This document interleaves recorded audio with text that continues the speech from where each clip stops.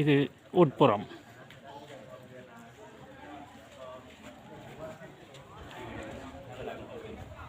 வளாகத்தின் உட்புறம்,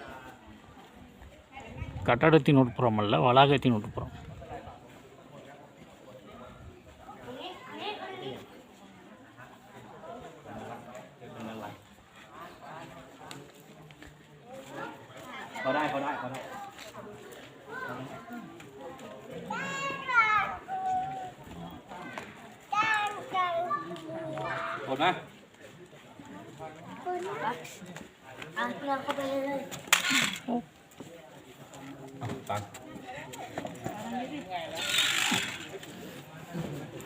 Don't shoot the bull.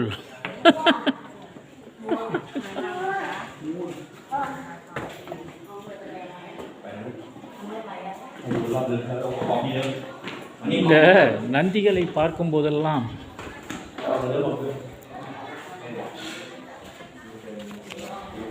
Nandi சற்றே விலகிரும் பிள்ளாய், நந்தனனை பார்க்கட்டும் என்ற வசனம்தான் நினைவில் ஆடும்.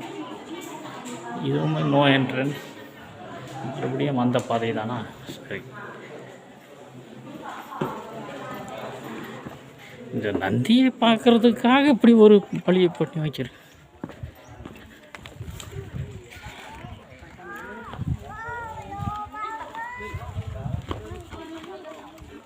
பாருங்கள், பெரு தொழில்நுட்பம் இல்லாத காலத்திலேயே இந்த உழைக்கும் மக்கள் இத்தகு உயரங்கள் எல்லாம் ஏறி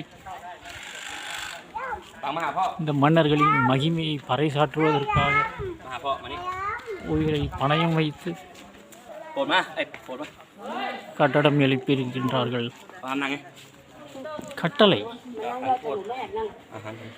உமா மகேஸ்வரி இருப்பதாக எழுதி போடுறோம்னா ஆளை காணோம். யோகிகள், பாசுபதம், காலமுகம் எல்லாம் வந்துட்டது.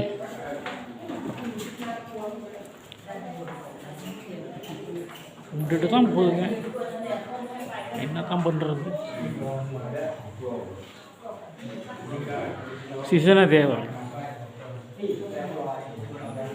லிங்கம்,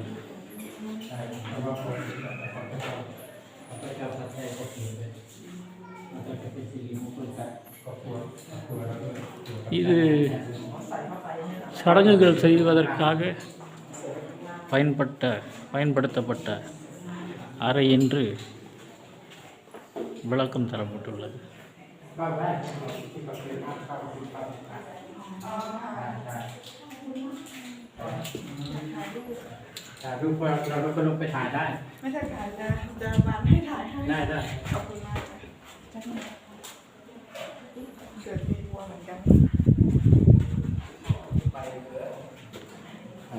ஐந்து யோகிகளை காணலை.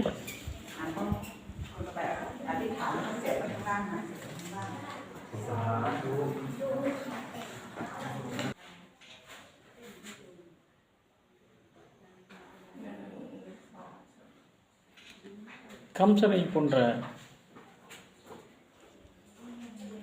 விளக்கம் மட்டும் உள்ளது. சிலைகள் எல்லாம் கொண்டு போய் மேலே உள்ளது. புடைப்பு சிற்பங்கள்,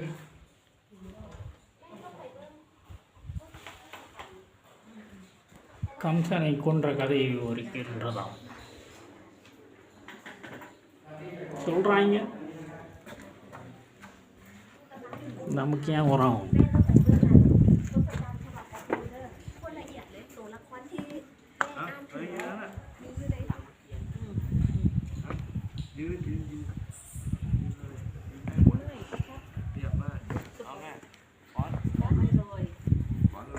ஏதாவது ஒரு பழுப்பு தோல் ஆளை பார்த்தீங்களா? ஆக்களை காணலை, எனக்கொன்றும் தெரியலை. உங்கள் கண்ணில் எதுவும் பட்டதா? இவர்கள் பழங்கதைகளை பேசிக்கொண்டு அங்கே தெரிவார்கள்.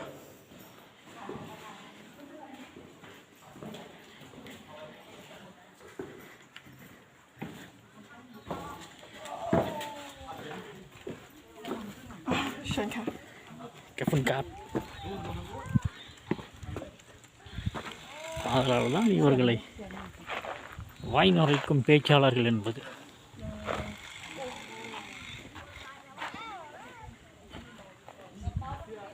இந்த சிங்கப்பூர் மலேசிய தமிழர்கள் 4 நம்பர் எடுக்கிறதுக்கும் பூக்குளியலுக்கும் தாய்லாந்துக்கு வரவங்கள் இதையெல்லாம் வந்து பார்த்தால் என்ன,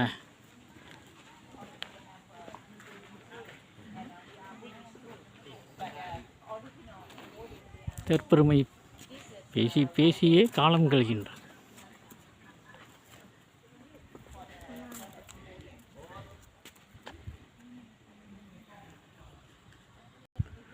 இதுதான் கடைசி நாக கைப்பிடிகளை கொண்ட பாதை, ராஜாபாட்டையாக இருக்கும். இவற்றை பிரியவிஹேர் என்றால் உங்களுக்கு விளக்கமாக சொல்ல வேண்டுமென்றால் அண்மைய காலம் வரை தாய்லாந்தும்